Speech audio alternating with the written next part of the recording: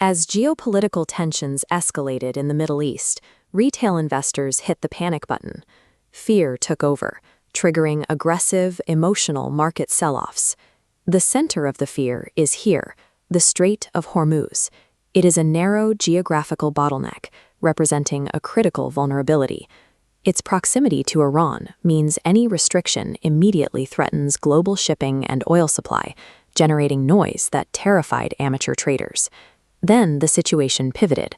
The U.S. announced a plan to escort neutral ships starting May 4th, right as Iran offered a new 14-point diplomatic proposal to resolve the tension.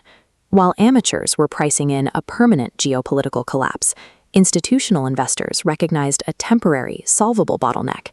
They saw a perfect, artificially created dip to buy into. We saw the reaction instantly. As the news of easing tensions broke, the Philippine market snapped back with intense energy. This line chart tracks the Philippine Stock Exchange Index. The heavy selling pressure reversed into a 108.52-point surge, a solid 1.86% jump, to break past the 5,942 level. But an index is just an average. During this surge, what specific asset were the elite data-driven players accumulating while the public was still distracted by the headlines? Capital doesn't flow blindly. In a rebound, smart money funnels directly into companies uniquely positioned to survive the exact crisis that caused the initial panic.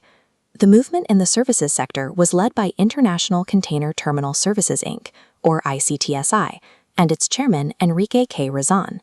Institutions were trading on raw first-quarter data, a 23% surge in attributable net income to $293.5 million, driven by a 29% jump in revenues.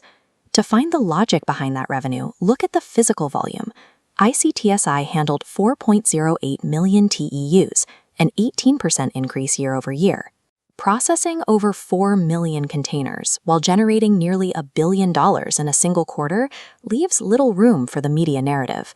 The noise from the headlines was simply outmatched by the weight of these operational fundamentals, which brings up a geographic paradox.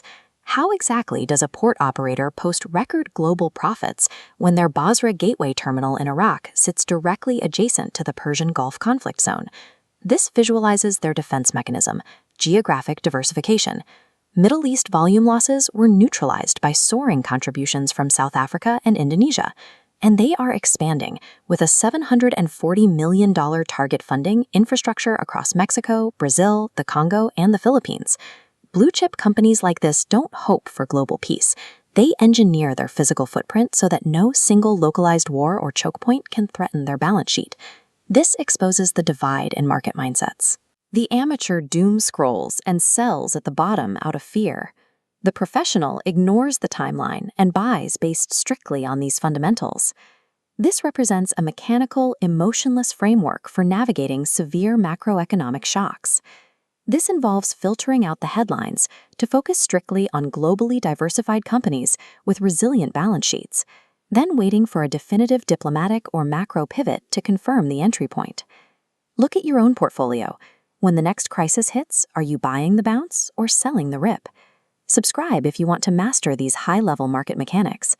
Geopolitical chaos isn't a reason to abandon the market. For the disciplined investor, it is the precise mechanism that separates high-quality assets from the fear-driven sell-off.